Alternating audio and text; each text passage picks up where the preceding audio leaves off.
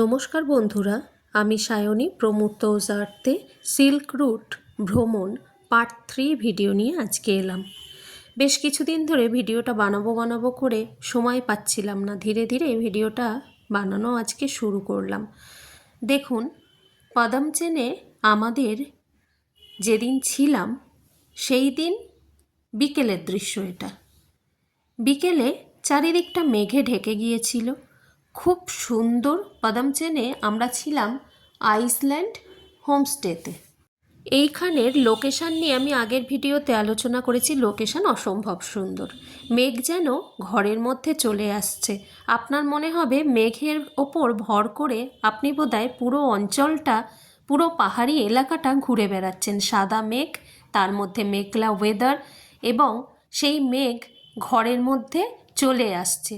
একটা অসম্ভব নৈসর্গিক দৃশ্য। কিন্তু এখানে আমাদের কিছু অসুবিধে হওয়ায় আমাদের দাদা, যিনি ট্রাভেল এজেন্ট দাদা ছিলেন, রোহিত দা, তিনি আমাদেরকে এখান থেকে অন্যত্র নিয়ে চলে যান পরের দিনকে। পরের দিন আমাদের সাইট সিন করার পর আমরা এখান থেকে চলে যাই। ওখানে একটু স্টাফেরা মিসবিহেভ করে, তার জন্য আমাদের একটু অসুবিধা হয়েছিল। যাই হোক, সেই সব স্মৃতি ভুলে আমরা এখন নতুনের দিকে এগিয়ে চলেছি। আমাদের এবার গন্তব্য সিল্ক রুট।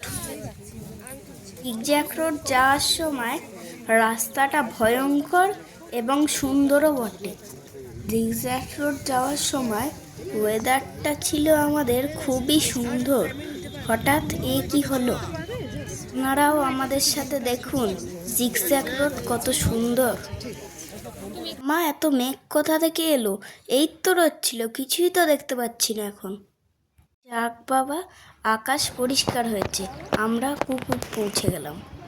যাত্রাপথে মেঘ আমাদের পিছু ছাড়ছিল না, তাই আমরা ওল্ড বাবা মন্দির না দেখে সরাসরি চলে এলাম কুপুপে। কুপুপ লেকে আমরা প্রথম চলে এলাম। তারপর কুপুপে এসে দেখলাম ওয়েদার খুব সুন্দর আছে, কিন্তু ওল্ড বাবা মন্দিরে সেখানে দেখলাম যে ওয়েদার অনেকটাই খারাপ। কুপুপ লেক, যেটা অবস্থিত একদম চায়না বর্ডারের কাছাকাছি। কুপুপ লেকের হাইট হলো 13,066 ফুট। অপর নাম এলিফ্যান্ট লেক। এলিফ্যান্টের মতো দেখতে বলে এই লেকটার অপর নাম। হাই ফ্রেন্ডস, আমরা এখন রয়েছি কুপুপ লেক। চায়না বর্ডারে যেতে পারবো না এখন। কুপুপ লেক দেখুন, দূরে দেখা যাচ্ছে। স্থানীয় নাম বিতাঞ্চ। কুপুপ লেকের থেকে দূরে বরফের চূড়াগুলো দেখলাম।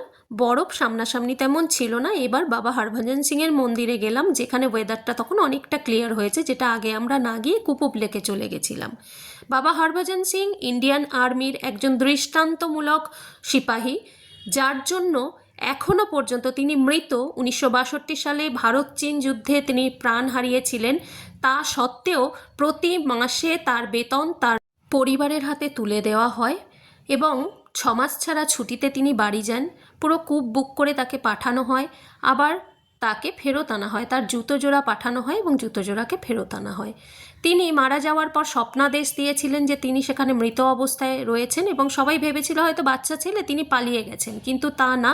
তিনি মৃত অবস্থায় বরফের মধ্যে যেখানে ছিলেন সেই স্বপ্নাদেশে সেখান থেকে তাকে উদ্ধার করা হয়, এবং পরবর্তী ক্ষেত্রে তিনি অলৌকিক অনেক ঘটনার সাক্ষী। এখানে প্রতিদিন তার এই বাংকার সুসজ্জিত করে রাখা হয়, এবং একজন কোনো মানুষ রাত্রিবাস করলে যেরকম হয়, সকালে এসে সব সৈনিকেরা দেখেন, এবং তাঁর ভরসায় এখান থেকে নিচে নিউ বাবা মন্দিরের কাছে গিয়ে সবাই থাকেন, সব সৈনিকেরা। তিনি আজও অবধি 1962 সালের পর থেকে আজও অবধি একাই পাহারা দিয়ে চলেছেন। এর মাহাত্ম্য কিন্তু অপূর্ব, অনবদ্য, চোখে না দেখলে বোঝা যায় না।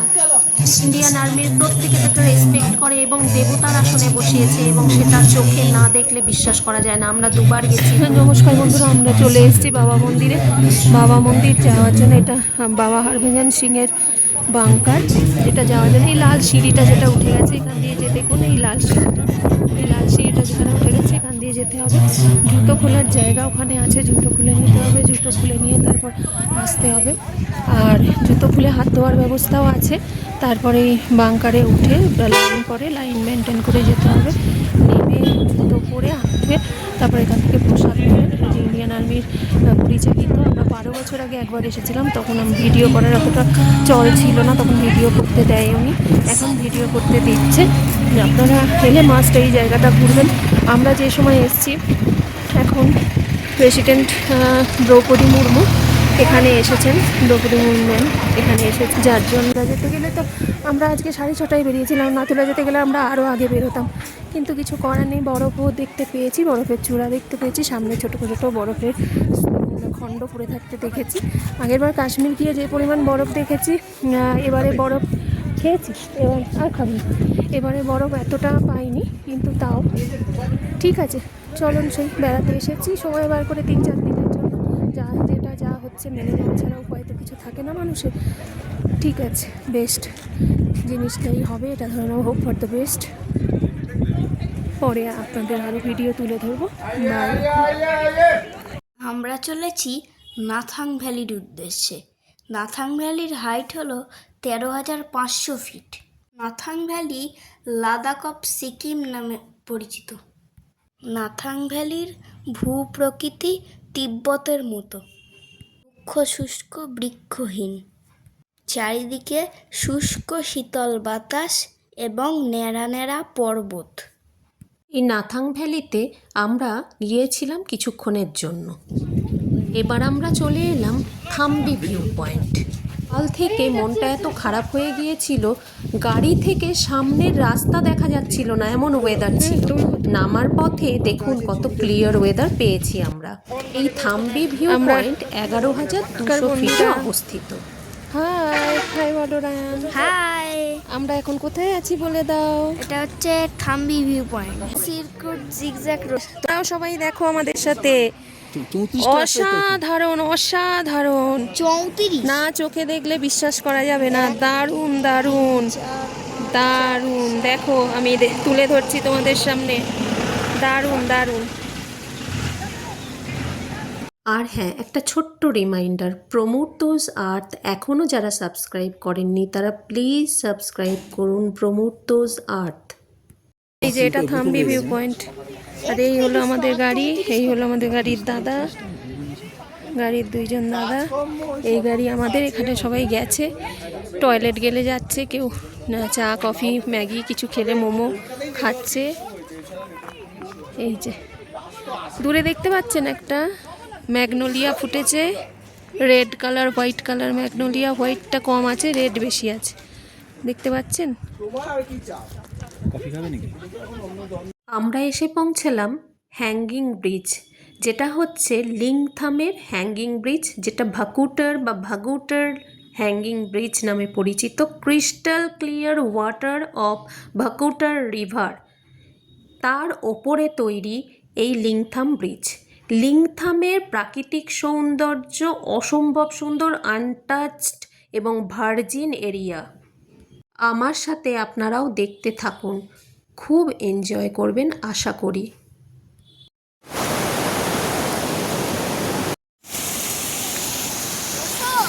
যাচ্ছি, এগো এগো, তুমি এগো, চলো চলো, আঙ্কেল আসছে, তুমি চলো চলো।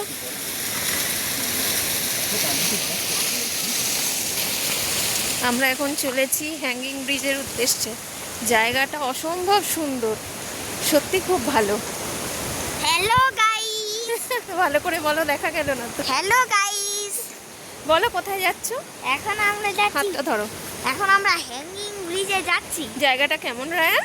জায়গাটা খুবই ভালো। হুম আর এখন আমরা আবার আদিটারে ফিরে যাব। হুম, ওর হাতটা ধরো এবার।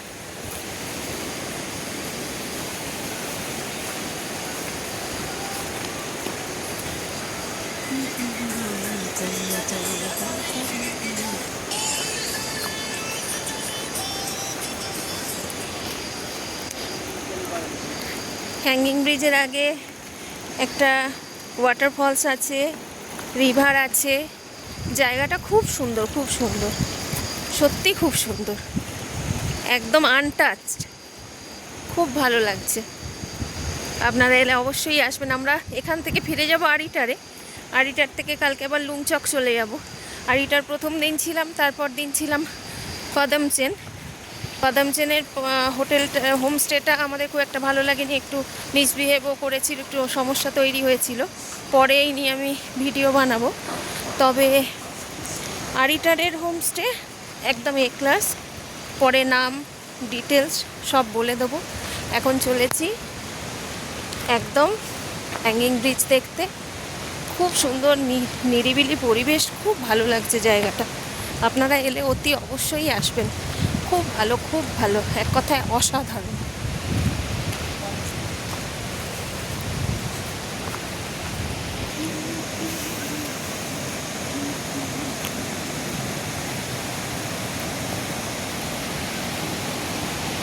চলে এলাম হ্যাঙ্গিং ব্রিজে।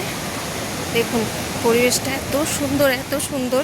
আপনারা আওয়াজ শুনতে পাচ্ছেন নিশ্চয়ই, খুব সুন্দর। হ্যাঁ? না না, ভাঙবে না। এই এই এই ভালো না যেও না, হায় হায়। চলো চলো, এই যে আমরা হ্যাঙ্গিং ব্রিজের ওপর দিয়ে, খুব সুন্দর, খুব সুন্দর। চারদিকটা দেখুন।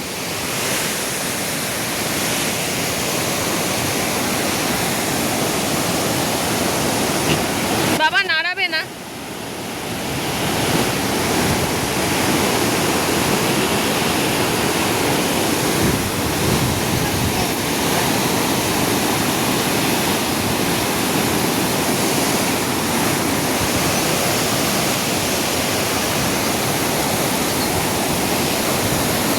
আমার সাথে আপনাদের সিকিম ভ্রমণ চলছে।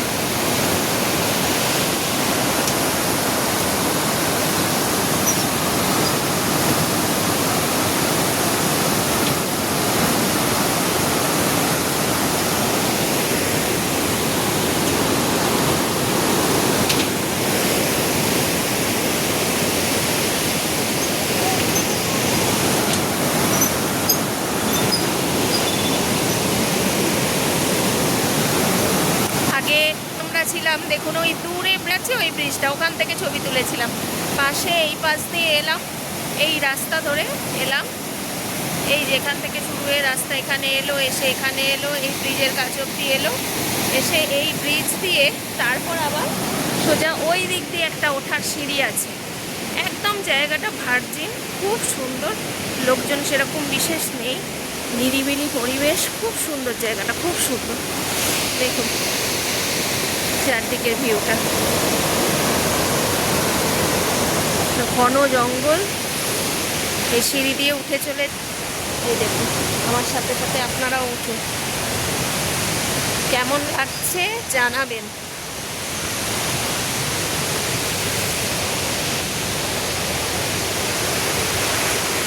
এই যে দূরে রায়ান, ওর পাপা যাচ্ছে।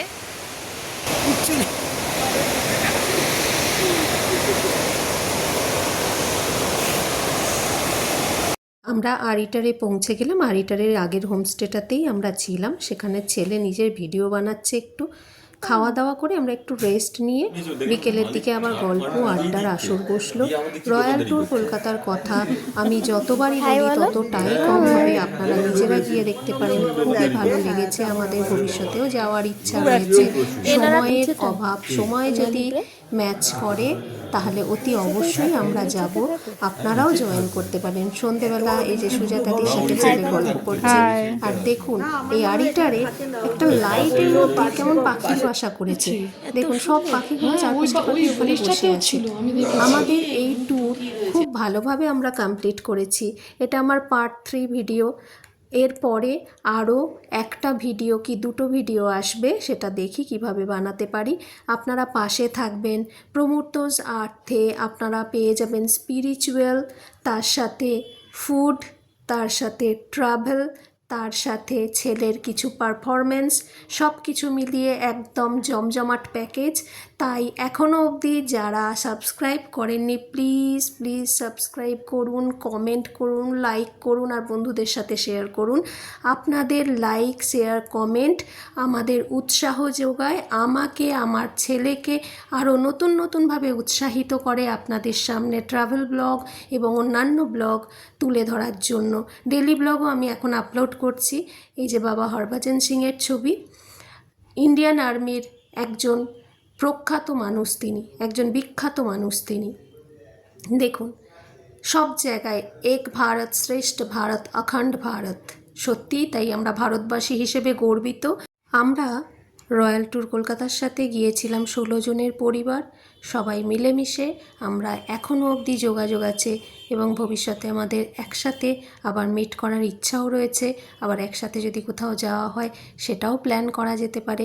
সত্যি ভালো মানুষদের সংস্পর্শে বেড়ানোর আনন্দটাই দ্বিগুণ হয়ে যায়। আমার তো মনে হয় বেড়ানোর আনন্দ তখনই পাওয়া যায় যদি সম মানসিকতার মানুষজনকে একসাথে পাওয়া যায়। আর সেই এনার্জেটিক ব্যাপারটা আমাদের প্রত্যেকের মধ্যে ছিল। আজকের ভিডিও এখানেই শেষ করলাম। শেষ পর্যন্ত দেখার জন্য ধন্যবাদ। তৈরি থাকবেন পরের ভিডিওর জন্য।